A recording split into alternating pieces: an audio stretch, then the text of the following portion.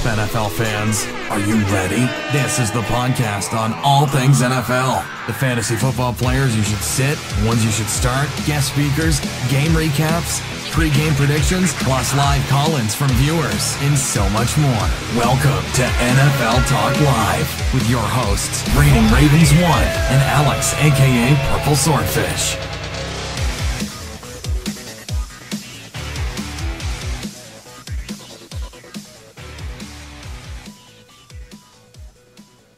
What's up, guys? Welcome back to NFL Talk Live Week 4 edition. I'm here with my co-host, PurpleSwordfish. I'm Raining Ravens 1, and we are being joined by our guest host, Spoon Sandwich. How's it going, guys? Pretty good. How are you, Double R? I'm doing pretty well. My picks didn't go too well, but I am doing well myself. Like I said, we're being joined by Spoon Sandwich, also known as Jared. Jared, why don't you tell us a little bit about yourself before we get started? Well, let's see. I mean, honestly, there's not a whole lot to tell. I work way too much, watch way too much football, and got a few projects going on as far as, podcasting. And I appreciate y'all letting me come on and just kind of spread my brand a little bit. Absolutely, man. What is it that you do podcasts on, just so the people know? Right now, I actually got a couple different projects in the works. One is actually college football oriented. I'm kind of looking at that, as well as there's another one that I might be coming out with hopefully soon. It's actually the closest one, but it's mostly like independent games, like stuff like that, like the indie developers, talking to them, trying to get them on and working on that and developing. I know my boy Alex is really into that kind of thing. Yeah, right, no, Alex? definitely. When it gets up, I got to have him on. Sounds good, man. Where can people find that podcast? It's not up yet, but what I'm going to be doing is keeping everything up to date on my Twitter, which is at Spoon Sandwich. Okay. SPOONSAMMICH. And actually, I think you guys have it up on the screen. It is up on the screen. Read it off there, so that works too. It is up on the screen and posted in the chat. Thanks to PurpleSwordfish. We are going to jump right into it. Alex, I don't know about you, Spoon Sandwich. You weren't here to make the picks with us last week, but like I said, it hasn't been the greatest week. Not for a Ravens fan. Many could argue not for an NFL fan, but that's a topic for a different video or a different podcast. I will say, for me, in my NFL picks, some of the worst picks I have made in years. I went 8-8 this week. How about you, Alex? 8-8. You went 8-8 too. All right. So great minds think alike. Let's just briefly, because I feel like with an 8-8 record, I did something wrong. You did something wrong, obviously. Something went wrong. And I think, let's go over it real quick. Week 3. Some of the surprises. Let's start right at the start. Can I begin by saying that Thursday night football game from week 3, the Rams at the 49ers, best Thursday night football game I have seen in years. Probably ever. How about you? Do you agree with that sentiment?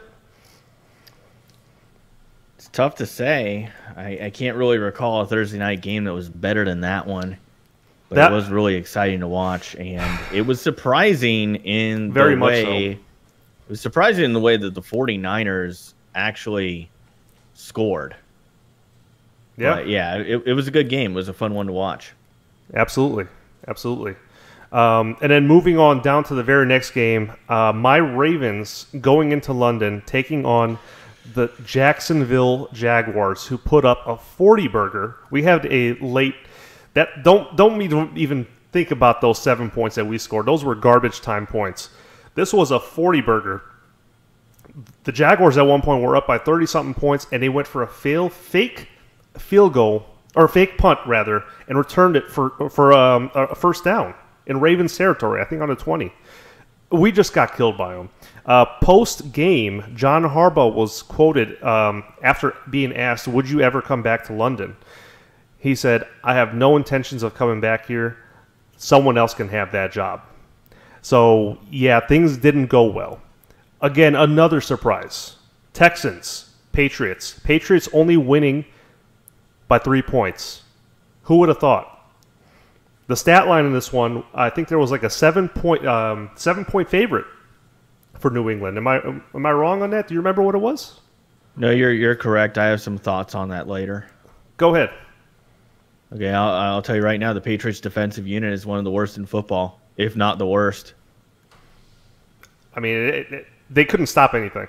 They really did. I mean, offense, the fact that this had to come down to a last-second touchdown drive by Tom Brady, just mind-boggling. And an amazing catch by Brandon Cooks, one of my favorite players in the NFL. I mean, that was a spectacular catch. When I watched it, I go, they're going to replay it. He didn't get his feet in bounds. I watched the replay. He's got it in bounds. But that Patriots D, it's terrible. And I will talk a little bit more about it later. It was. Let's see. Any other surprises? Giants losing. I mean, I am surprised by that 0-3 record, but not surprised there. Cleveland Browns, Colts, not surprised there. Other than that, how about the Chicago Bears winning at home over the Steelers? Did you see that one coming? How about the New York Tanks winning? The New York Tanks. Yeah. How could I forget about that? They won 20-6. The two tanking teams in the NFL, the Bears and the Despairs and the Tanks. Despairs. They both won, and I was wrong on both. Shocking. I know. Yeah, there were some surprises in this one. The Raiders losing to the Redskins on Sunday Night Football. Spoon Sandwich. Do you have any surprises from Week 3? Anything you want to talk about? Honestly, I think the biggest surprise for me was the way the Giants played the fourth quarter. It was a very well-played fourth quarter, though. I'm a lifelong Giants fan, like born and raised. If you weren't a Giants fan in my family, my grandfather pretty much disowned you. And I don't know what to expect from them anymore. I just don't. You come so close, and then to get beaten by a 61-yard field goal is, I mean, if you're going to get beaten, that's how it's going to be. A 61-yarder, no less. That's got to hurt. That's got to hurt. It killed me. It about killed me. I live in Central Florida, and you can't watch the games here anyway, except for this coming week. I should be able to, which is great. Mm-hmm. But I mean, I'm sitting there on my phone just watching the score, and I'm fair for 3 quarters, and then you start to come back to life. It gets better and better. And I mean, Beckham, I suppose, claiming his territory, not the best way to do it, but I get the point. And I saw that. I think the whole world saw that. Everybody sees everything he does now. He needs to understand that. That's the biggest problem with him. But whole different issue. But and then it gets tied up. You're like, maybe overtime. There was a few overtime games this week, I think, too. Green Bay won in overtime. Green Bay did win in overtime.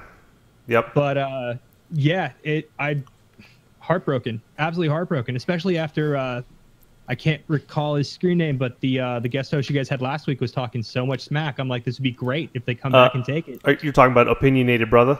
Yes, that is him. Yes.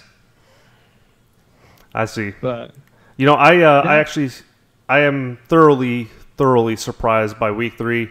And if the rest of the season is this way, then I think we're better off just closing off the podcast because me and Alex clearly don't know what we're talking about. With that being said, to preface Week 4 picks, how about we get into Week 4 picks? What are you thinking? So we got Thursday Night Football. The 1-2 Chicago Bears going into Green Bay, the 2-1 Packers who came off, just as we had said, an overtime win by 3 points. This game, Packers have won the last 12 out of 14 matchups against the Chicago Bears. Granted, the Bears played really impressive this week against the Steelers. Jordan Howard absolutely tearing up that Steelers defense. The Bears looked okay in spurts. However, in this game, I don't see them covering the spread. I just don't like the matchup of Mike Lennon versus that Green Bay defense that only allows 183 yards per game. One interesting matchup to see, though, is the dual-headed rushing attack in Chicago with Tariq Cohen and Jordan Howard. They call themselves some weird name. I forget what it's called, but they are quite an interesting running back tandem. But like I said, I'm taking the Packers. What about you, Alex? Yeah, this one, I got to say, I agree with you. The Bears have one of the best rushing attacks in the league, and it masks a lot of the deficiencies Mike Glennon brings to the table. The Packers have run a lot of defensive packages with 6 defensive backs this year. So I think Jordan Howard and Cohen are going to have a lot of success What's up, early. NFL fans? However, Are you ready? I'm gonna say, This is the podcast Packers on can all put some things points on the NFL. board. The fantasy football The players Bears you are should gonna sit, have to lean ones you on should Glennon start, more, guest and when that speakers, happens, game it's not recaps, pretty. pre-game Talking about a predictions, guy plus who live has call-ins from QBR viewers, and year to so date much more. of Welcome to 27.4, NFL Talk and had Live fewer with your wins, which is hosts, pretty Brandon impressive. Ravens 1 and Alex, At a a.k.a. QBR Purple score of Swordfish. 23.6. I got the Packers winning this one and covering the 7-point spread. Okay. What about you, Derek? Honestly, I'm not sure on this one. I mean, the Packers look like the much better team, but how can you completely count out a team that beat the Pittsburgh Steelers with only one of their wide receivers getting one catch the whole game? That's rough. That's rough. And I don't know if that's a game plan that you can bank on winning with, but yeah, you're not wrong. Not. You're not Absolutely wrong. not. You just can't count them out. Also, an interesting note, too, is as far as I know, Aaron Rodgers has never won a primetime game in Chicago. Well, this one's in Green Bay. Is it? Oh. It is in my Green Bay. mistake. It's definitely going to be the Packers. Okay, so we're all on the Packers. Moving on to Sunday morning action, which, by the way, can I say, I am so glad to not have to wake up at 5:30 in the morning to watch NFL football like I did last week. I showed up and my team didn't, unfortunately. We have the 1-2 New Orleans Saints taking on the 1-1 Miami Dolphins in Miami. Miami obviously being a not so happy beneficiary of that Week 1 bye thanks to the hurricane. That being the other team being the Tampa Bay Buccaneers. The London game, someone else is going to be having to wake up early to watch this game because this game is being played in London. I don't know why that is. I don't know how many more games are going to be playing outside the States, but it's going to be played in London. New Orleans ran the football very well against the Panthers last week. They were very successful at it. I think they'll imply the same game plan this week like they did last week. They're going to do a lot of checkdowns with Drew Brees. Got to get him comfortable. It doesn't help that Jay Cutler looked extremely out of whack. I know it seems kind of like a big surprise, right? Jay Cutler looking out of whack, but he looked really out of whack last week. I think the Saints are going to go there and get their second win. I'm taking the Saints going away and getting their win. What about you, Alex? Yeah, so I actually have the Saints in this one. They're putting up an average of 24 points a game, and they've done it against some solid defensive units thus far this year in the Vikings and Panthers. They do get Willie Snead back this week, and I think that only helps matters for them. The Dolphins looked atrocious against the Tanks, a.k.a. the Jets last week. They couldn't move the ball effectively on offense at all. The offense didn't fare much, or the defense didn't fare much better. And Miami's defense is 25th in the league in yards allowed per game. And for that reason, I have the Saints winning in London. The Saints winning in London. Okay, so we're both on the Saints. What about you? What are you thinking? Yeah. Honestly, I have to agree. The Saints looked really good last week. They look like they're getting more comfortable, and that can only be a good thing for them. The Dolphins, I mean, Jay Cutler, he's Jay Cutlering. That's all you can really say about it. Cutler gonna Cutler. I hear you. So me, Alex, and Jared are all on the Saints, and we're all on the Packers. Moving on now. Carolina, 2-1 Carolina Panthers taking on the 2-1 New England Patriots. Let me start off by saying this Patriots team really confused me. I left that, seeing that final score, I was very confused. Why did this game have to come down last week, the Week 3 game? Why did this Patriots game have to come down to a last-minute touchdown drive to win the game? My thing is maybe the Patriots are not as good as we think. As Alex has just said, their defense is not good. Maybe he's right. Maybe this team is just not as good as we think they are. They lost Week 1. We can't ever forget that, where Kareem Hunt ate them up. And they've won by squeakers in their last 2 division games. On the other end, Cam Newton. His shoulder looks a lot worse than what we originally thought. He appeared to be very, very off target in Week 3. And the losses that are on the team, like Greg Olsen and Kelvin Benjamin, are quite apparent that they were actually crucial losses for the team. It shows. I'm taking the Patriots to win at home. Alex? Yeah, I got to say, I touched on it earlier. The Patriots' defensive unit is not a very good one, but the Patriots go into this game a 9-point favorite, and it's with good reason. The Panthers' offense is 29th in the league. They had a soft matchup last week against New Orleans, and there just really seems to be no light at the end of the tunnel. Cam Newton can't get protection. He doesn't look completely healthy to me, and he's certainly not a dual threat anymore. They've taken the run game away from Cam Newton. While the defense for the Panthers, it's passable, they're going to struggle a lot with a red-hot Patriots offense that leads the league in yardage, and it's second in scoring. So I have the Patriots winning and covering the spread here, even though it's a 9-point spread. That Carolina offense is just atrocious right now. Is it really a 9-point spread? I wasn't aware of that. I thought it went down a little bit, but I didn't know. It might have gone. I mean, this was as of 2 o'clock this afternoon. Okay. What about you, Jared? I mean, honestly, I have to go with the Patriots as well. As much as it hurts, as much as I hate it, Tom Brady takes his walker, puts it on the sideline, and goes out there and throws touchdowns. He does. He does. He's a bright 40 years old. Right? He's next obscene. game. He is. For his age, is absolutely ridiculous. But hey, good for him though. We have the Jacksonville Jaguars. I still won't ever forgive them for that fake punt that they pulled last week, despite the blowout that was already taking place. So we got the 2-1 Jacksonville Jaguars versus the 1-2 New York Tanks. Did I say that right, Alex? The Tanks, right? They are. Okay, the Jets, aka the Tanks, in case you guys aren't familiar with what we're talking about. Jacksonville, you are who we think you are. I say that as a Ravens fan. You are who we think you are. Now, question is, good luck figuring out which version of these two teams shows up this Sunday. They've both shown signs of brilliance, and they also shown signs of being absolutely terrible. Definitely don't expect Jacksonville to be dominating this week like they did last week against my Ravens. Josh McCown looked pretty good. He's currently averaging a 91.3 QBR. And both teams, again, as a Ravens fan, I have to say this, both of these teams, the Jaguars and the Jets, are coming off of impressive victories. But I'm going to give the nod to Jacksonville. What about you, Alex?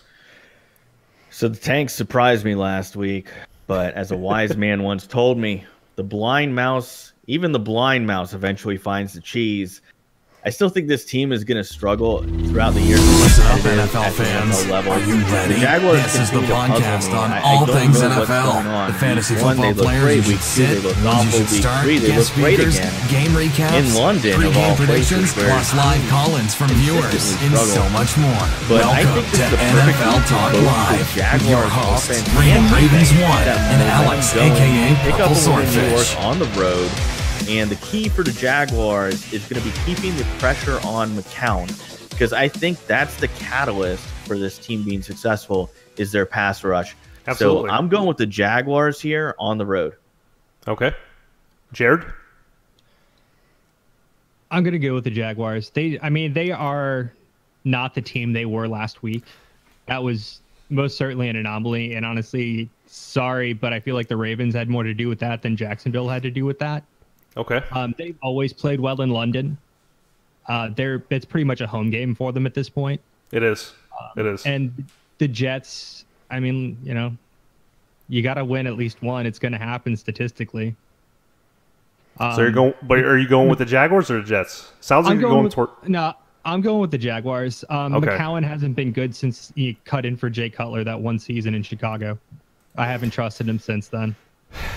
Yeah, McCown. God help us. I mean, he got the Bucs fight on him, so good for him. But yeah. So moving on, the Tennessee Titans, 2-1 Tennessee Titans taking on the 1-2 Houston Texans. Oh, before we jump on this game, I want to touch on a point you just mentioned about the Jaguars, that London's pretty much like a home game for them. That would be true because the Jaguars, it's not the first time playing in London. They are actually undefeated playing outside of the United States. So look at it that way. So we got the 2-1 Tennessee Titans taking on the Houston Texans, a 1-2 Houston Texans in Houston. This one is tough to judge. Anytime a team plays defense against the New England Patriots, like the Texans is last week, it is hard for me to judge that team, no matter what team it is. However, obviously you saw that it was a very close game. It was a 3-point game. I saw a lot of good in Houston last week, whereas the Titans looked thoroughly mediocre. I'm going to take a chance here against the spread. I know the spread says the Titans are going to win. I'm taking a chance. I'm actually going to take the Houston Texans. I think they're better at all three phases right now. I'm taking the Texans. What about you, Alex? Hey, real quick, I just want to test the audio because I'm hearing people in chat saying that. I'm hearing people say that the audio is way too loud on my end, and I'm not hearing that. Nope. Audio's fine. Okay. Weird. I don't know. I just saw all those concerns, and I was concerned to be redundant there. But anyway, the Texans did look really promising against the Patriots last week, but I have to wonder if it's a bit of a false positive. The Patriots defense is one of the weaker units in the league. I mean, we've talked about it ad nauseum. The Titans had an impressive win over the Seahawks, and they look to have the run game finally going. Derrick Henry and DeMarco Murray are a great two-headed monster. That was their strength last year. I think it's going to be a strength for them this year now that they have it going again. It's something that was missing week one in their loss. I have the Titans winning an exciting game due to the experience at the quarterback position and the ability to run the football. Okay. Jared? Honestly, I'm going to go with the Titans as well. Henry and Murray is a really nice combo. They're both averaging just over 5 yards an attempt this year so far. And I mean, honestly, Mariota, for a mobile quarterback, seems to really have hit something lately. I have a good feeling about him. Yeah, I'm just going to go with the Titans. Okay. Moving on to the next game. We have the 2-1 Detroit Lions versus the 2-1 Minnesota Vikings. Tough to say with this one. Tough to say. Hands down, Minnesota is a clearly better team when Sam Bradford's under center, right? Minnesota will battle defense. In my opinion, it doesn't stop here. This is not the first time we're going to see these guys. Obviously, they have to play each other twice. This is not the first time we're going to see these guys play. I think this will have further ramifications later on in the season. Detroit and Minnesota will be a matchup to watch going down the stretch. Probably playing for a wild card slot eventually later on. I am going to take Minnesota's defense against a very unlucky Detroit team versus Atlanta. So, and that's regardless of Sam Bradford's availability. I'm just going to take Minnesota Vikings straight up. What about you? So I think this is going to be a great game to watch. It's a division rivalry between two teams coming off impressive Week 3 performances. The Lions have looked outstanding all year, and they nearly beat the best team in the NFC, in my opinion, in the Atlanta Falcons last week. The Vikings, unfortunately, put the boots to the Buccaneers, and Casey Keenum didn't look like a backup. Came out, the timing on offense, specifically in the passing game, was worlds better, and the results show it. I'm taking the Lions. I think they're a contender. I don't think they're a pretender. I think you don't think they're a pretender? Division. No, I think they can win this division. I think they can make noise in the playoffs. I think they'll certainly get better play from the quarterback position just because Matt Stafford is absolutely elite. Worth noting that Sam Bradford might play this game. I think that makes it a closer one if he does play. And Vegas still hasn't put a line out for it, but I got the Lions regardless. Okay, you got the Lions. So we split on that one. What about you, Jared? I'm going Vikings. You are taking the Vikings too. Let's go. Especially if Bradford's back. Keenum had a great game. If I recall correctly, it was the best game of his entire career. Absolutely played lights out. But honestly, the reason I'm taking the Vikings is I'm really liking the way Dalvin Cook is playing lately. I loved him last year on Florida State. I'm really loving the way he's coming along. And you know, if you look at Devontae Freeman too, the last few Florida State running backs that have come into the league have made a really big difference for their teams. They have. Indeed, they have. So you're going to go with the Vikings too. Alex is going to go ahead and split with us. We have the 2-1 LA Rams taking on the 2-1 Dallas Cowboys. Dallas 2-12 against the spread in the last 14 games. For all you guys who are looking at the spread in this one, whereas the Rams right now they lead the league with an average of 35.7 points per game. They're the higher scorer in the league right now. Dallas defense, they are the proverbial shining star. They have DeMarcus Lawrence playing on defense. He was the standout last week, but he can't do it all by himself. The rest of that defense needs to be rejuvenated, and I believe that the battles start in the trenches. I think if the guys alongside him, DeMarcus Lawrence, can play better, it can make the rest of the team play better. And with that being said, I don't think Todd Gurley's getting 3 touchdowns this week. I just don't see a way. I'm going to go ahead and take the Rams, though, because he might not get 3 touchdowns this week, but they are going to win against a struggling Cowboys offense. They're struggling to find their identity right now, and the Rams are not. I'm taking the Rams. What about you, Alex? I could not disagree with you more here. The Cowboys have been waiting for a game where they can unleash their rushing attack all season. I think this is the game. Los Angeles has been struggling against the run thus far. I think it'll continue here.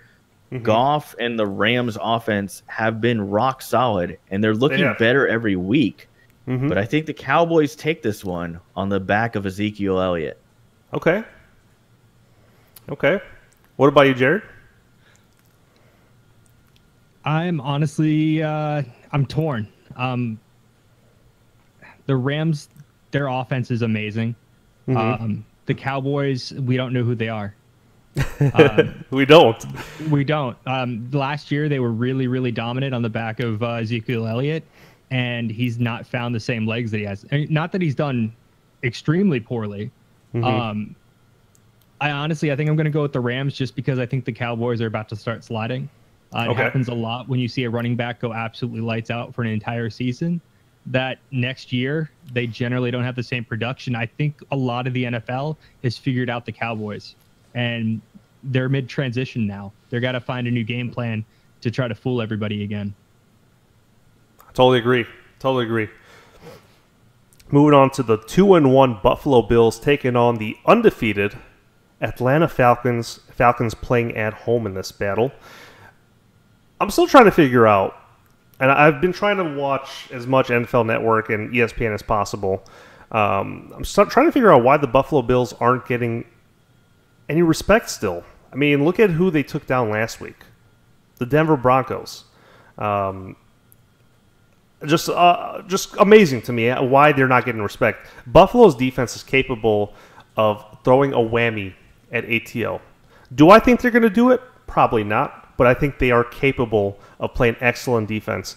Atlanta right here, though, is clearly the better team. I am not at all tempted to pick the underdog in this one. I'm taking the Falcons. Alex? First, has to be said, the Bills were a surprise in Week 3 against the Broncos. Can't take anything away from them. And in my opinion, the defense has kind of mitigated the major losses in the personnel department on offense. I mean, they really lost some playmakers. All that's left is Tyrod Taylor and LaShawn McCoy, but they have their work cut out for them against the Falcons this week. As I said earlier, I think the Falcons are the best team in the NFC right now. They're red hot. They should win this one easily at home, and I think they're going to cover that 8-point spread. Okay. Jared? Honestly, I'm going to go with the Falcons too. They're incredible. They were really good last year. They're one of the few teams I think that is actually going to repeat in a Super Bowl after losing it. Mm-hmm. Much like the Buffalo Bills used to all the time. The Bills aren't there. They're just not. They're rebuilding. I don't have trust in Tyrod Taylor. He played relatively well. But I think, honestly, last year it was more the Broncos coming back down to earth rather than the Bills being a better team. I can see that. So you're also taking the Bills, or you're taking the Falcons? Falcons, yes. Okay, we're taking the Falcons. Next game, we got the 2-1 Pittsburgh Steelers. Ooh, this is a good game. I love me a good Ravens Steelers game. 2-1 Pittsburgh Steelers taking on the 2-1 Baltimore Ravens in Baltimore. Wow. Man, oh man, does Baltimore need a bounce-back week from what they performed last week. Pittsburgh, what do we know about this team? Well, we need to know that when they give the ball to Le'Veon Bell, good things happen. Unfortunately, they haven't been doing that much. I don't know why they don't. Maybe they're trying to make an example out of him. That's a narrative I've been hearing lately, is they're not giving him the ball because they're trying to make an example out of him. I don't know. I think that sounds dumb. After watching what the Ravens did, or I guess you could say didn't do, in London last week, I don't put a whole lot of stock in that game. I just don't. I know it's hard to travel, however many hours that is over there, and then having such little time to practice. Unless Baltimore puts up a really good defensive effort here, the lack of Pittsburgh's running game will be a killer. And I don't think they're going to run the ball well at us at all. I'm taking the Ravens to win in Baltimore. And by the way, we're going to be wearing those clean all-black jerseys this week. And our record wearing those is actually very good. I'm taking the Ravens. What about you, Alex? So I have to agree with YG Meech 679 in the chat, because I agree. This team matchup should be primetime every time they play. It's always entertaining to watch the Ravens and the Steelers play. It's just a really good divisional matchup, and it's always entertaining. So yeah, this is a tough one for me. The Steelers have looked underwhelming all year. The run game just has not gotten going for them. They lost to the Bears last week. They should have easily won that game. Meanwhile, I was all aboard the Ravens as a playoff team train through week 2. Then week 3 happens. I'm going to look at London as an anomaly, and I have the Ravens in an upset on the backs of their defense and the offense having a rebound after last week's pummeling. Okay. Jared? Honestly, yeah, last week I'm going to lock that into the London curse that only seems to benefit the Jacksonville Jaguars. The Ravens it's a long travel week. It's weird. You get the guys to go over there and, they want to go stay out late and they want to go see Big Ben, not in Pittsburgh, mind you. The building. Yeah, the giant clock, they're mystified by it. Maybe they, got a reflection and got blinded by it. I don't know what happened to Flacco. He hurt his back. He can't throw the ball. It was a weird week. I'm going to take the Ravens. They got something to prove. The Steelers have been, as Alex said, completely underwhelming this season. The Ravens are going to take it. It's going to be a good game, I think. It's always a good game when they play. It's like, usually when the Giants play the Eagles, it's a similar situation. It's a dogfight every time. It's a grudge match. It's in the trenches. It is. And even last week, the Giants are 0-3 and they still put up a good fourth quarter. So it's absolutely. I wouldn't be surprised if the Steelers won, but I don't think they're going to pull it off. Oh yeah, and best believe there's going to be blood in this one. Moving on. 0-3 Cincinnati Bengals versus the 0-3 Cleveland Browns. The good news here, guys, is someone is going to get a win. All right? At the end of this one, someone is going to get a win. I think these two teams are probably the most two similar teams in the league right now, in almost every sense of the word. I have this game coming down to the final minute, with that being said, and I think this is the week where Deshaun Kaiser is going to figure that offense out, because he is surrounded by so much talent in Cleveland. And actually, because they're playing at home too, that's another reason. I'm going to go ahead and take the Browns to get their first win in week 4. What about you, Alex? So I got to disagree with you to an extent here. These are two 0-3 teams that I think are on different paths right now. You think I still so? think the future is yeah, I think so, man. I still think the future is really bright in Cleveland. They were surprisingly ineffective in week 3 against a very beatable Colts team. Deshaun Kaiser continues to struggle as a starter, and QB play has always been the Browns' weakness for like the last, decade? Basically since they've been in the league again as Browns 2.0. I look for that to continue. against the respectable Bengals defense. Don't forget that Bengals unit is still really good when Andy Dalton isn't turning the football over. So meanwhile, the switch in offensive coordinators looks to have helped the Bengals significantly. I think the Bengals win this one, but the key is they have to keep doing what they did in week 3. They got the ball in the hands of their 2 best playmakers in A.J. Green and Joe Mixon. If they do that, they're winning this one. I have them winning and covering the 3-point spread. Covering 3-point spread. All right. Jared? I'm going to go Browns. Alex has a really good point. Andy Dalton is a decent quarterback, and the offense runs pretty well when he doesn't turn the ball over. Unfortunately, in week 2 and week 3, not only didn't have any interceptions, but he also didn't have any touchdowns, except for this is true 2 against Green Bay. So he's not effective at the moment. And I mean, to be perfectly honest, I feel like it's a coin flip game. You got 2 0-3 teams, and maybe Kaiser has a shot of getting a little of Jacoby Brissett disease and having a lights out game. Okay. I think it's more likely than Dalton turning it around. Yeah, Dalton doesn't look like he's going to be turning it around anytime soon. That offense is just not clicking for whatever reason. Not to say that the Cleveland Browns offense is clicking, but it looks to be on an upward trend. That's what I look for.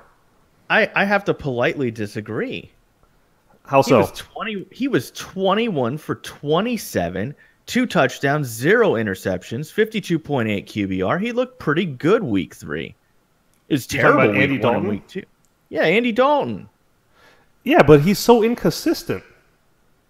But the offense is different. And he's been around for so much longer. But they're getting the ball to A.J. Green and Joe Mixon now. Joe Mixon is their second best playmaker. Giovanni Bernard, Jeremy Hill, get off the field, bros. Like, Joe Mixon is here, and he's here to stay. And he got 20. I think he got 19 touches in last week's game. If they do that, they're beating the Browns. They're beating and it's only because the Browns are young. That's true. That's true. And like you said, if they do that. But I guess there's a lot of ifs in this game when you got 2 0-3 teams facing each other. That was tons and tons of ifs. Lots of ifs. We don't know anything about these 2 teams, I guess. The 0-3 New York Giants taking on the 1-1 Tampa Bay Buccaneers. Tampa Bay playing at home. Alex, I know you're chomping at the bit to get at this one, but here's my take on it. Maybe last week, I don't know. I'm not saying I bit into the hype train too much, but maybe I gave Tampa Bay a little bit too much credit on last week's pick. I don't know what I was thinking. On the other end, the Giants, whatever little faith I had in the Giants is completely gone now. I cannot... You can't win a game off of one great quarter. They had one of the best fourth quarters in all of week 3, but they lost. They made it close, but they lost. I just don't know. I can't pick the Giants, bro. They just don't look good. Eli looks completely lost in much of the first half with absolutely no running game. This Giants team right now, no running game at all. The Giants 0-3. I picked them all 3 times, week 1, 2, and 3. You know the phrase, fool me once, shame on you. Fool me 3 times, shame on me. So they're not going to fool me a 4th time. I'm going to go with the Tampa Bay Buccaneers to win at home. What about you?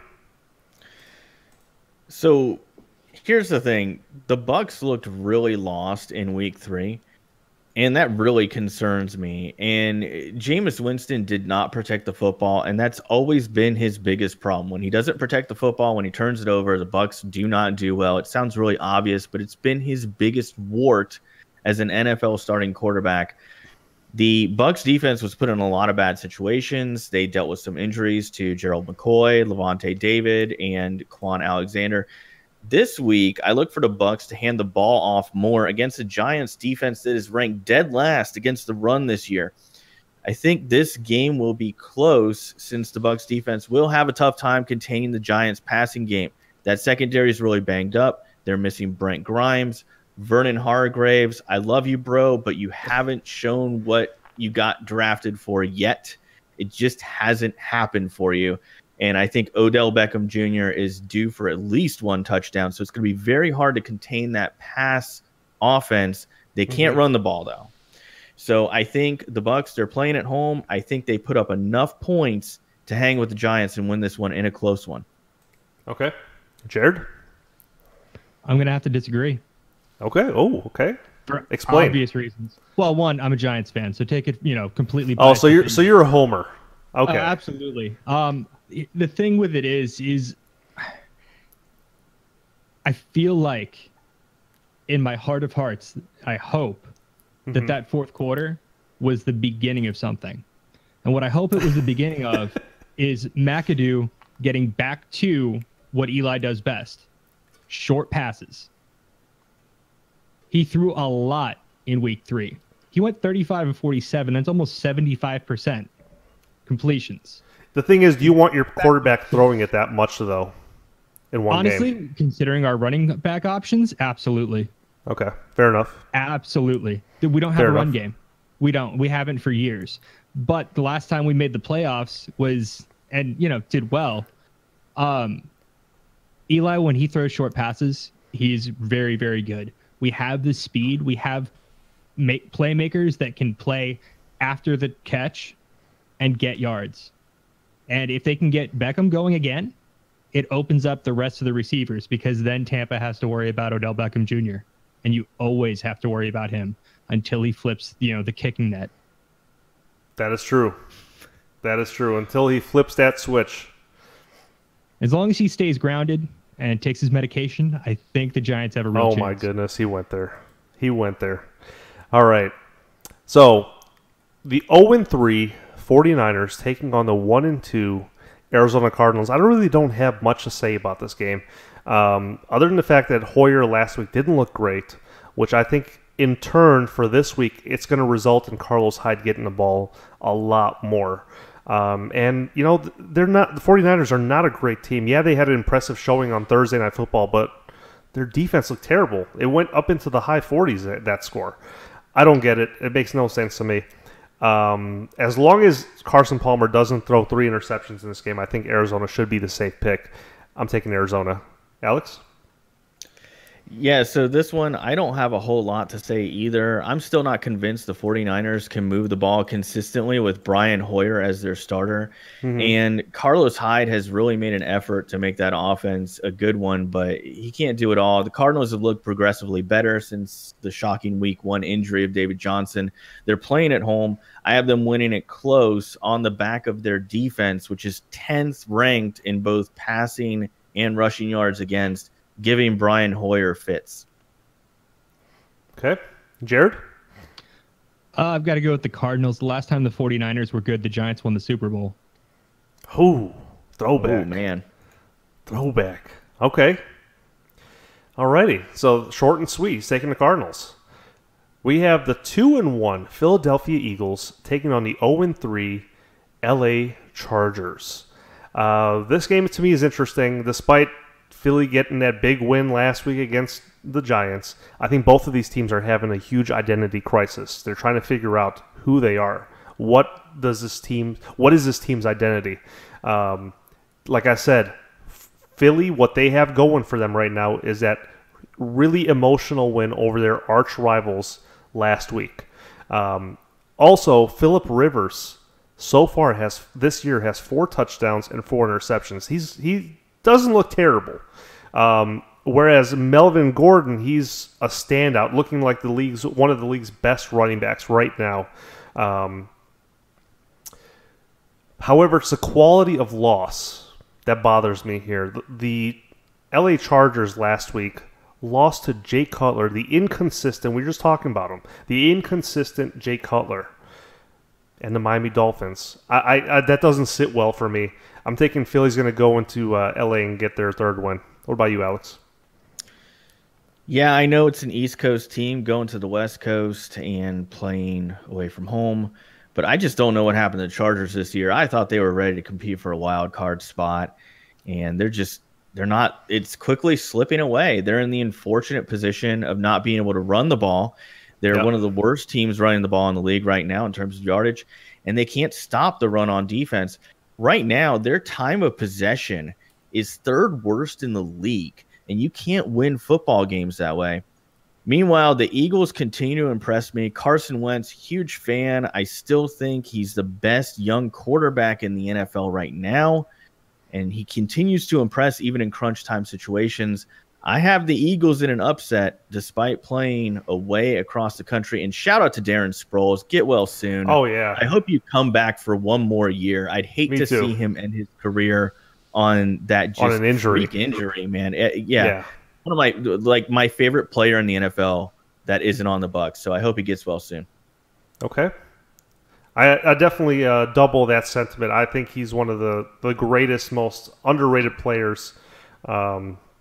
He's the little guy that could. He's all of like 4'3", but he's got a lot of fight. It's a small dog with a big dog fighting him. So I'm hoping for the best for him. With this pick though, we still need Jared's pick. Eagles, Chargers. Who are you taking? Eagles. Taking the Eagles. Any particular reason, or just straight up? Well, when you can't sell out a 27,000 person stadium, it's just not a good sign when you're off to 0-3. That is true. That is true. Oh my goodness, just going in. He's going in. Savage. What a savage. Next up, we got the 2-1 Oakland Raiders taking on the 2-1 Denver Broncos. I can see why they made this a primetime game. This is actually really good. Unfortunately, though, Kansas City aside, Week 3 was not the best week for teams playing in the AFC West. In fact, it was awful for them, miserable. Oakland's playing on a very short week after back-to-back road games. That's not going to help them, I don't think. Oakland's defense having some problems right now. They are a confused bunch. Had a very, very poor night against Washington. Those of you guys who watched that Monday Night Football game, we were all scratching our heads like, what are we watching? Are we sure the Raiders are losing by 20 points? What is this? Trevor Siemian, though, in this game, he cannot turn the ball over because that's a very opportunistic defense. They will turn it into points. Trevor Siemian, as long as he doesn't turn the ball over, last week, he struggled against the Bills, but you got to remember the Buffalo Bills have a top 5 defense. You can't put a lot of stake in that game. I'm going to say the Denver Broncos win at home. Like I said, though, Trevor Siemian has to be careful with that ball. Got to hand it to those running backs a little bit more. Just be safe with it. Hold on to the rock. I think they can come out there with a victory. I'm taking Denver. So I have to go against the Vegas grain again in this game. Okay. I think what we saw from the Raiders last week was an anomaly. I don't know what that was on the field, but it wasn't the Raiders that I know. It wasn't. So I think they're going to rebound this week. I still view the Raiders as the best team in their division. It's going to be close. The Broncos are playing at home. There's the elevation issue, and the Broncos are a solid team themselves, but I have the Raiders with an upset here. Okay. You're taking the Raiders. Jared? Honestly, I'm going to have to go with the Raiders, too. I mean, California has to have one good team.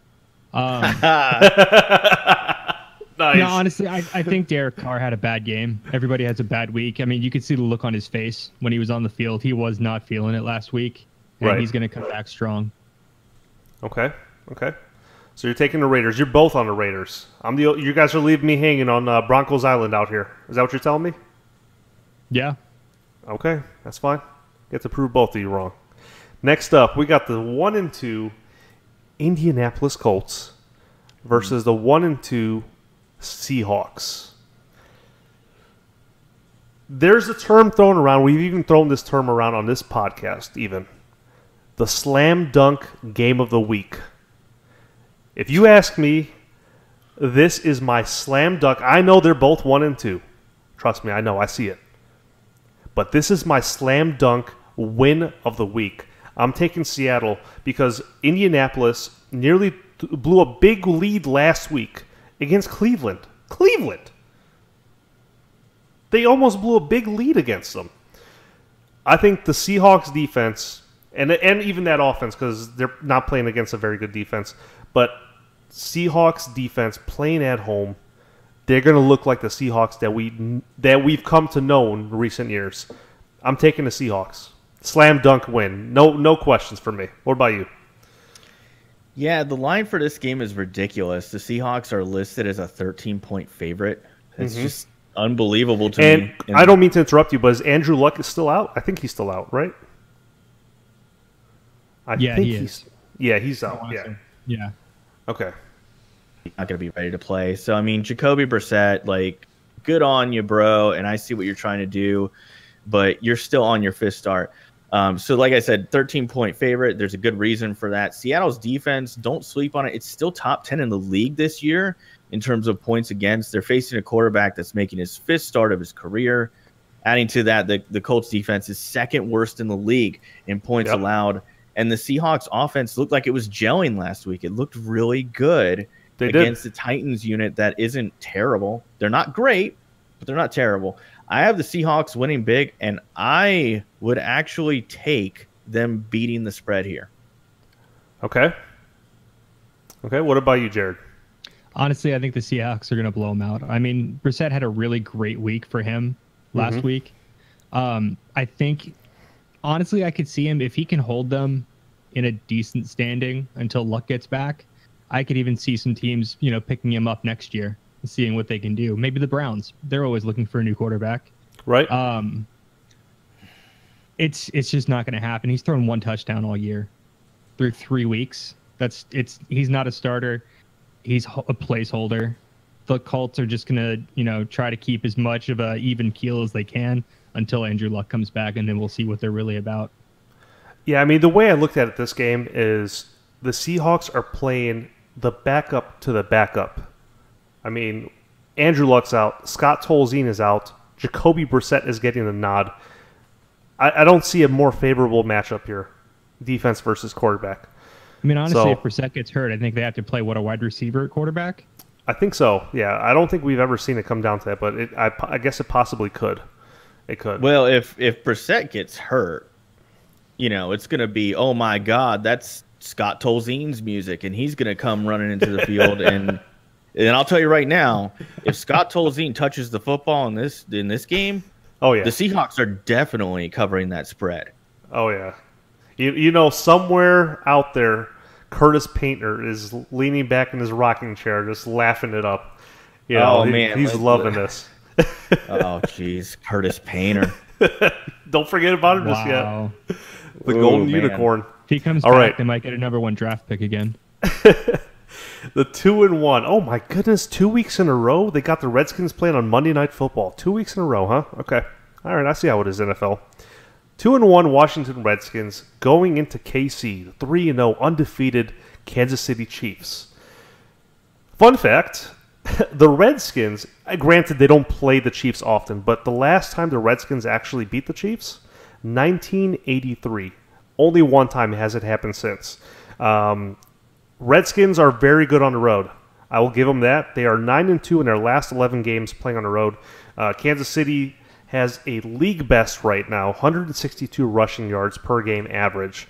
That's amazing. You'd be lucky to get 120, $120, $150, but they're getting $162. I like that. I highly, highly doubt. I was just giving them high praise about how they played on Monday Night Football against the Raiders. I highly doubt they double that performance 2 weeks back to back. I just don't see it happening. I'm taking the Chiefs on Monday Night Football. What about you, Alex? Yeah, I do have to say the Redskins looked really good last week. There's no question about that. But here's the thing. The Chiefs are playing some of the best. You know what? Let me rephrase that. The Chiefs are playing the best football in the NFL right now. Here's some stats for you. 7th in points allowed. 3rd in points scored. Top rushing attack in the league. 3rd in passing. Alex Smith is 3rd in passing. How weird is that, right? That is weird. They're hands down playing the most well-rounded football in the NFL right now. The Redskins look great in week 3, no doubt. They're not beating the Chiefs in Arrowhead, one of the few locations where a true home advantage is the real deal. So I do have the Chiefs winning here and covering the 7-point spread. I think the Chiefs, again, as I said earlier in the show, they're contenders. They're not pretenders. They're not pretenders. Nope. No, they are not. So what about you, Jared? I'm going to go with the Chiefs. Honestly, I think the offense that they have built around Alex Smith is what he always needed. Mm-hmm. Kareem Hunt is playing absolutely lights out. If he keeps it up, he's a shoe-in for Rookie of the Year. Oh, yeah. I can't say enough about I believe that so. guy. He's amazing. Honestly, Alex Smith looks like he's playing in college right now. He looks like a grown man playing against children. He does look really good, but and it's kind of nice and refreshing to see him throw to receivers other than his running backs on screens. He's actually throwing the ball out to the sideline, he's very much spreading the ball around. I like to see that from him because really even. The stigma around Alex Smith is like, yeah, he's a good quarterback, but he only does dink and dunk passes. But this year he's actually moving the ball around quite well. And actually, if you don't mind, Alex, you want to get into some fantasy talk real quick? Yeah, and real quick before we get into that, a lot of that has to do with Tyreek Hill. You cannot take anything away from him. He's been a game changer for that whole offense. Kareem Hunt's been huge, but Tyreek Hill on the outside has just been it's been a revelation for Kansas City. But yeah, let's get into some fantasy talk. Yeah, I totally agree. Tyreek Hill has been their secret weapon X, and he shines in almost every game they play. Getting into fantasy, we are now 3 weeks going into our 4th week in fantasy football. I want to go over kind of like our top performances and performers through this point in the league. Obviously, this is no surprise. Tom Brady, #1 spot in our fantasy league, Alex. If you didn't know, me and Alex, Purple Swordfish, we're in one fantasy league. Tom Brady, he's got 77 yards, 77.18 points in our PPR fantasy league. So far, he's got 8 pass touchdowns, 15 rushing yards, only 1 fumble, and any picks? I think he's got 1 pick, right? I don't think he's thrown one. He hasn't thrown a pick yet? I could be wrong on that, but I don't believe he's thrown an interception yet this year. Okay. Follow that up, second place, Alex Smith, the guy we were just talking about. 774, just under 1,000 yards passing so far. 7 pass touchdowns, 33 rush yards. Guess what? That's my quarterback. I'm not bragging or anything, but that's my guy. He's on my squad. I don't know if I'll be starting him over Russell Wilson this week because Russell Wilson plays the Indianapolis Colts, right? We were just talking about that. I don't know if I'll start him over him, but I'm happy Alex Smith is up here. Aaron Rodgers, 967 pass yards. It's amazing that we're talking about Alex Smith. He's sandwiched in between these 2 great quarterbacks in Tom Brady and Aaron Rodgers. I would have never thought that coming. You want to say anything about these running backs, Alex? Yeah, I mean, because there's some surprises there too. Yeah, Kareem Hunt's been a big surprise. People didn't think he'd see the field because of Spencer Ware, so that Spencer Ware injury was a huge help to him. Todd Gurley, slow start to the year, but he's made up for it in week 2 and 3. Chris Thompson, also another big beneficiary of injury. The injury to Kelly was a huge deal for him, seeing the field. He's a very talented guy. This week, I also want to say Ezekiel Elliott, if you still have him on your team, I think he's going to be a really good pick against that Rams defense. Here's why. That Rams defense has not shown any ability to stop the run. Carlos Hyde ran all over him, and he was kind of limping around the field all week, Yeah, and here comes Ezekiel Elliott with that great O-line. He's going to have a great game. Jared, do you want to say anything about fantasy? Do you play fantasy? I have. Honestly, I did not this year just because my work schedule kind of makes it a little hard to keep up with sometimes. Okay. But honestly, I'm not surprised based on how the games have been going and any of these guys being so top notch.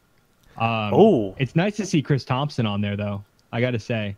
Chris Thompson at the wide receiver spot, yeah. He's one of the best flex spots right now in our fantasy league. One big surprise here, actually maybe not a surprise. Last week, the Baltimore Ravens defense was ranked #1 defense in all fantasy leagues. But after playing the Jacksonville Jaguars, who also now happen to be second place, Jacksonville Jaguars took our spot. They bumped us down to third place. Lions now have the best. They are the best fantasy football defense. I don't know if it'll stay that way, given that the fact that they're playing. Who are they playing this week? They're playing against the Minnesota Vikings. I don't know if it'll stay that way. It will. You think so? It will. If you got that Lions D, you better start it. Because if Casey Keenum plays, I'm telling you right now, that Lions D, they're legit. These guys are contenders. They're not pretenders. Start that D against Casey Keenum. Hell, start him against Sam Bradford. He'll do well for you. Okay. So that's kind of the overall stats. If I can show you, I want to touch on one thing, and that is Ezekiel Elliott. This guy has lost me 2 games. Obviously, the Week 2 dip against the Denver Broncos, only 8 yards of rushing. That didn't get the job done. So I lost that week because I didn't get the projected points that I thought he was going to get. I also lost last week because the Cowboys played against the Arizona Cardinals, and Ezekiel Elliott only had 1 touchdown. Didn't get very many yards, but he did get the 1 touchdown. Lost me the week again. So Ezekiel Elliott has done me more harm than good so far. But I trust in what Alex just said totally, is I got to keep the faith, got to keep him on my team. And he's projected to get a solid 16.7 points this week. So anybody else you're looking at? What's your X factor on your team, Alex? Let's go ahead and pull your team up real quick. Well, not in this league, but I will say in general, in another league, I have Joe Mixon starting. And the reason why is he's getting a lot more touches, and I think he's an absolute game changer for Cincinnati. Not taking anything away from Jeremy Hill and Giovanni Bernard. I think they're fine backs. They're decent. They're above average. I think Joe Mixon is a game changer. Dalvin Cook is another really surprising back this year. He's had a really hot start. He'll start off games kind of slow, but kind of pick up towards the middle of it. The other thing is, hey, in the chat, somebody was talking about, should I start Randall Cobb? I would. I think Randall Cobb's a solid play this year. He's getting looks. He's getting targets. He might be kind of close to that Randall Cobb you remember, where he was coming out of the slot and he was just an absolute beast. Will he be that Randall Cobb from that NFC title game? The Bears and Broncos, or Bears and Packers game. Will he be that guy? I don't know about that, man. That's taken a little bit far. If you're looking for a good streaming defense this week, this was the one that I saw available in a lot of leagues, and I know a lot of people don't really care too much about defense. It's kind of like eating your vegetables, so to speak. Okay. But yeah, like Bengals D, it's available in a lot of leagues, and they're facing a Cleveland offense that's 30th overall. So, I mean, I would pick I have them starting in a couple leagues. So that's another tip I would give there. Pro tip from your friend PurpleSwordfish. There you go. On fantasy football. I unfortunately am 1-2 in our league. As you can see on the screen, some of you guys listening on the podcast, you won't be able to see, but I'm projected to win by 4 points, which is not much of a projection. I'm 1-2. It's going to come down to a hair again. This week facing off against Cincinnati Bengals, also known as Bengal. And yeah, we'll see how it goes. Will Ezekiel Elliott show up, though? That Cowboys offense has been very hit or miss lately. And to be frank, so has the Ravens defense. That performance they put in, just to put things in perspective, let me go to week 2, or week 3. This is the week where last week we played the Jaguars. So, look, I lost by 4 points, okay? Which is funny. Hold on to that number mentally. Listen. Ravens defense netted me a total of -4 points. If they played any kind of semblance of a team that knows how to play defense against the Jaguars, I would have won this game handedly. But, yeah, I trusted in the Ravens, and the Ravens let me down. But I don't think they're going to do that to me this week. I'm sure as heck hoping not. So, anything else you want to say, man? I mean, this week I'm 2-1, looking to go 3-1, and I feel good about my chances. As far as you, Double R, with that Ravens D, man, you got to take those homer glasses off, man. I'm not a homer, though. That's the thing. D. That's the thing. Sometimes I get that way with the Bucks. I gotta stop myself. You can be your own worst enemy. I know, and I don't want to be that at all. So, anyway, we're gonna wrap up. We're been going over an hour. I must say, we're going to go ahead and do some calls, though. We're going to wrap up our segment. It's time to go to the calls. If you guys are in our Discord lobby, link to that is down below, by the way, if you want to join in. There's a segment on there called the NTL Show Call-In. So we're going to start taking calls from there momentarily, give you guys a chance to get in there. So if you have any questions, any comments, feel free to jump in there and we'll pull you in. Our first guest tonight is Vlad again from week 2, if you remember him. What's going on, Vlad? Hey, what's going on, dude? Can you hear us? Yeah, I think that YouTube is behind on the podcast right now. What do you mean? Now the podcast is saying what's going on. I think my phone is having issues, so I'm going to leave and come right back. Okay. All right. Sounds good. All right. Our next guest is Lizard. Lizard, by the way, he's coming off of a surgery. Had a little bit of throat surgery, but hopefully he's recovering well. What's going on, Lizard? Nothing really. Just an exciting week of football once again. Yeah? You have any comments or questions for us? Yeah, so earlier in the stream, you guys were talking about week 3, the Rams and Niners being one of the most exciting Thursday night games we've ever seen. Mm-hmm. But last week you guys were saying that it's not going to be one of the most entertaining games. All I want to know is, what are your expectations on the Rams moving forward and the expectations on the Niners moving forward? What do you see them doing and being later on in the season after this game? To be frank, I don't think I expect much from the 49ers, and I think I speak for everyone here, but they'll correct me if I need to be. I don't expect much from the 49ers.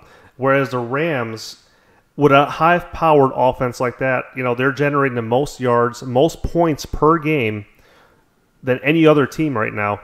I would be really surprised if they don't clinch a spot in the playoffs. And I know we haven't even played Week 4 games, and we're already talking playoffs. But that was your question. What do I think? That's my answer. I would be really, really surprised if Jared Goff, the way he's been firing on all cylinders, Todd Gurley looking great, and that defense. Oh my goodness, that defense. Yeah. I think that they'll make the playoffs pretty handedly. Alex, Jared, you guys have anything to add to that? Yeah, 49ers, they're a 3-13 team. They're already planning their draft. Sorry, if you're a 49ers fan, I feel bad for you. I think, when the 49ers are good, it's good for the NFL. I think it stinks for the fan base, but they're just not very good. Now, for the Rams, I think they are at this weird precipice. Like, they could go one of two ways, and it all depends on Jared Goff. If Jared Goff keeps playing the way he is, I think they're absolutely a 9-7 team. If he kind of falters a little bit, I think that they're a 7-9 or an 8-8 team. But Jared Goff has been pretty good in the red zone this year. He has. As a quarterback. And if he continues that, I think they're a 9-7 team. But here's the problem. 9-7 won't make the playoffs in the NFC all the time. So they might go 9-7, not make the playoffs. But I think they have a really good shot. Okay. Jared, do you have anything to add? Yeah, honestly, the only thing I expect out of San Francisco is a really high draft pick, like you said. The Rams, I agree. It all comes down to how Goff plays. I could see them making the playoffs. I can see them getting really close and being in that weird zone where you didn't make the playoffs, but your draft pick kind of sucks too. So yeah. Also, I'd like to add one more thing. Yes, sir. The Redskins Raiders game last week. Mm-hmm. The Redskins shut out the run and they shut out Crabtree. Will they be able to do that this week against the Chiefs? Shut out Kareem Hunt, shut out Tyreek Hill. No, I think it's highly unlikely. You got to keep that defense somewhat honest, and for them to cover all three, like you said, to shut them all out, I don't think that's going to happen. It's just there's no way.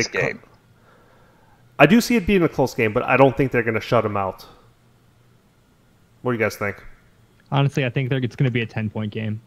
10-point game. Okay, I'd consider that to be close. All right. Well, Alex? Well, I want to take back what I said earlier because I actually said that the Raiders were the best team in their division, and it's the Chiefs. I'm sorry, Raiders fans, if I gave you false hope earlier. But yeah, I just think the Chiefs are a different beast, and I think they're a more balanced team than the Raiders are right now.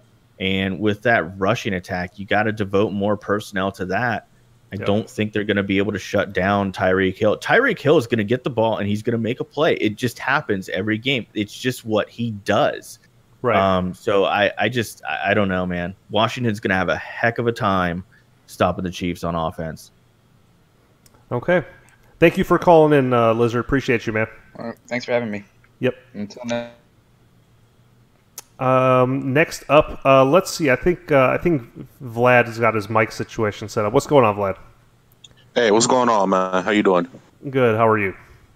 I'm good. I got to apologize to you. There was a slight delay in the podcast that I was listening to, and you taking my call. So, like, I heard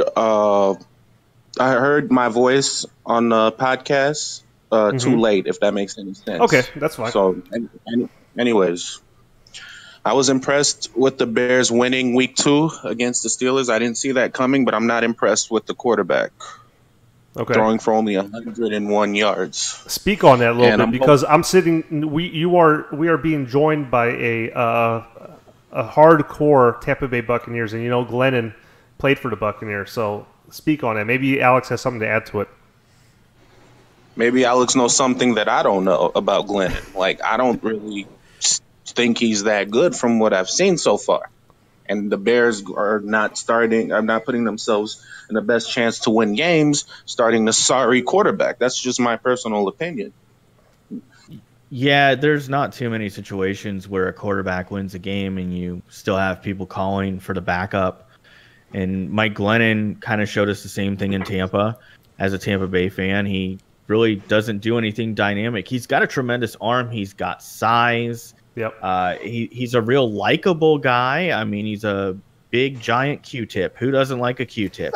But, I mean, he just doesn't do anything dynamic. He's never going to take it to that next level.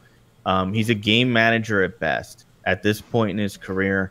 So I think they're going to roll with him. I think they still need to keep Trubisky on the bench. Don't ruin him. Don't put him on that team with no good assets. Don't do a David Carr situation. So I think they roll with Glennon for now, and they just kind of deal with it. They're actively tanking. It's just the way it is. I feel bad for the Bears fan base. They're overpaying a guy that's not an NFL starter. Okay, exactly. I'm hoping that we could lose tomorrow, and it shows them more in regards to. Wait, hang on a second. You guys don't play tomorrow. You play the Bears. Oh, you do. You guys have Thursday night. I forgot about that. So wait, why you're hoping that you lose tomorrow? Is this coming from a Bears fan? I mean, I hear Alex. I hear you in regards to don't mess Trubisky up. But if he's better than Glennon, then why not put him out there? That's the quarterback to me is supposed to elevate everyone that's around him, their game. It's supposed to elevate their games and make them better, is what I think. It's what Cutler didn't do for the Bears the last 8 years that we wasted on him. This is true. So what's T.Y. Hilton on the Colts without Andrew Luck? I'm just a little concerned because Trubisky didn't play 4 years in the NCAA. So with him not playing, not even just playing 4 years, but he was only a 1 year starter, really, if I'm not mistaken. He's been a career backup. True, yeah. Yeah, so I think he has all the physical tools. I think he will be a good quarterback. I do think they have their quarterback of the future, but let him sit. It's a good idea. Look at Carson Palmer. Look at Aaron Rodgers. Look at there's a couple other scenarios that I can't think of right now, but let him sit. Let him watch. Okay. Yeah. Let him hang out. Don't let him get out there too early and get discouraged. You've seen a lot of rookie quarterbacks get ruined by doing that. That's right. Maybe and I've been a big proponent of letting the new guy get the car keys. But I agree, especially that NFC North division where it's so tough. Maybe you kind of let the backup or the rookie guy earn his stripes by watching and taking note of the more experienced ones. So I'm going to stick with that. If nothing else, Mike Lennon shows him what not to do. So there's always that. Nice. Do as I say, not as I do. Oh, anyway, don't even do as he says. Don't do it. Vlad, anything else you want to say, bro? One last thing in regards to Tanner Gentry from Wyoming, who played really well in a preseason. I don't think they're giving him a fair shot. That's all I have to say. The guys they have on the team. I think a lot of people back up that statement too. Maybe he needs to get more of a shot, and I think everyone here on this panel agrees as well. Because if they're trying to win, you put the best players out there, which goes back, I guess, to Alex's point about the Bears trying to tank. When I look at that defense is not trying to tank. No, but your Bears defense is going to be facing quite the challenge come tomorrow night against the Green Bay Packers. Just saying. That's true. So, anyway, appreciate you calling in, man. Hey, no problem. Thanks a lot for having me. You have a good one. Thank you. You too. Hey, Double R. One last thing I want to say on that, if I could. Yeah. So, if you're a Chicago Bears fan, you want to see those young guys on the field. There's good news and bad news. Bad news is you're probably going to lose enough games to where the good news will be they will get on the field because there won't be any point in trying to be competitive. So, I mean, you might see Trubisky the last 3 games of the year. You might see some of the other young kids out there because you might as well see what you got. Right. At that point, it doesn't hurt. There's no damage, any further damage that can be done. All right, we got room for or time for maybe a couple more call-ins. Next up is Sergeant Kicker, familiar face on the channel. What's going on, man? What's up, man? What do you have to say? There you go. Steelers and Ravens, bro. Steelers and Ravens. I know. You're a big Steelers fan. So tell me about what's on your mind this week. It's gonna be tough because they're both coming off of heartbreaking losses. Yep. I hope it's a good game, but I hope the Steelers win and the Ravens play like they did last week. Well, I can assure you the Ravens aren't going to play terrible like that back-to-back weeks. That last week, what you saw us play against Jacksonville Jaguars in London was an outlier. In the statistics world, it's called an outlier, and they don't even count it as anything. So if that happens again, though, back-to-back, if that happens this week against you guys, then yeah, maybe there's some questions and some things that need to be addressed. What do you guys think about that, Swordfish and Jared? Well, I mean, I just think that Joe, I'm an elite quarterback, Donald Trump said so, Flacco is going to have a rebound game. I truly believe Flacco will rebound from last week's game. And, the only concern I have with the Ravens is their O-line. They've dealt with some injuries there. Mm-hmm. It's a little concerning to me. But here's the thing, that Steelers defense is really bad right now. I don't know what they got to do, but they got to do something. That Steelers D is just not cutting. Yep. Sergeant Kicker, anything else you want to say? I disagree, and I think the Steelers defense looks better than it has in the past 3 years. Front seven's pretty incredible, I think, as long as they can stay healthy. Jordan Howard ran all over them. The run defense is not looking good. Everybody on the Steelers, the entire team had a rough game last week. For some reason, nobody performed. It was just terrible. I'm glad I didn't get to watch the game. They got ate up by Jordan Howard, bro. I'm glad you didn't watch it either because you probably would have been crying. Jordan Howard and Tarek Cohen used the Steelers defense as a doormat. I mean, it was crazy. I don't think they can stop the run. And it's a concern to me because I think the Ravens are going to go in there. They're going to establish the run early. That's where Joe Flacco thrives. Mm-hmm. And then it opens up other things. I have the Ravens in an upset this week. I really feel strongly about it. Well, I hope you're wrong. So, I hope so too. And leave it at that. The other thing I want to say is, if they do that same crap that they did all weekend this week, I will not watch a single game. What is it you're talking about? Are you talking about bad defense? Anthem protesting things. Oh, I am the protesting not watching things. any games if players are sitting down on the sidelines. I mean, I serve my country. I don't like to see it. I won't watch it if they do it. I'll catch up with highlights later on. There's only 2 players I saw that did the right thing. That's Alejandro Villanueva. Yep. And Derek Carr. Yep.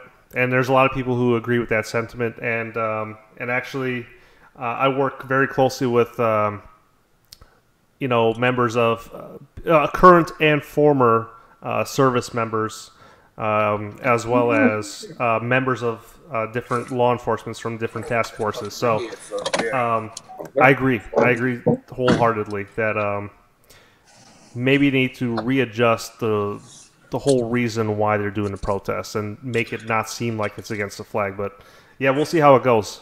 The only game I watched this past weekend was the Giants game because my wife wanted to watch it.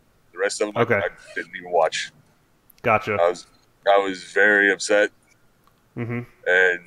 And you should be, because I mean you've put your body on the line and served this country. And again, thank you for your service. But that's nothing that should be disrespected. If anything, you should deserve as much gratitude as possible for it. So, like I said, if they do it, I'm not watching a single game. I'll catch up on highlights. Okay.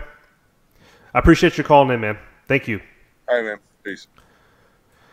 All right, so that's going to do it for Week 4 of the NFL Talk Live podcast. This has been me, Reigning Ravens 1, joined by my co-host, Alex, a.k.a. PurpleSwordfish. Also, our guest host, Spoon Sandwich. His Twitter handle's up there. Do me a favor. Give him a follow. Give him a follow and tell him Alex and Double R sent you. You know, he's obviously a really cool dude. We're going to try to get him back on this podcast eventually. But, again, thank you all for coming through. Thank you to my host and to my guest host, Spoon Sandwich. I appreciate you. Anything else you guys want to say? No, that'll do it. I'll see you next week, guys. See you guys. Appreciate you coming out again.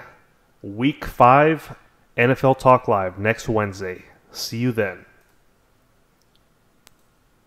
Thanks so much for listening to this episode of NFL Talk Live with Reigning Ravens 1 and Alex, a.k.a. PurpleSwordfish. Streaming weekly on the YouTube channel Reigning Ravens 1 with all the audio archives on SoundCloud. Follow Reigning Ravens 1 on Twitter at Reigning Ravens 1 and follow Alex on Twitter at Swordfish Show. If you'd like to be part of the live call-in on the next episode, make sure to join the Discord server. This podcast is sponsored by Jerky XP. Save money on your order at the checkout by using the code RR1. We'll catch you next time on NFL Talk Live.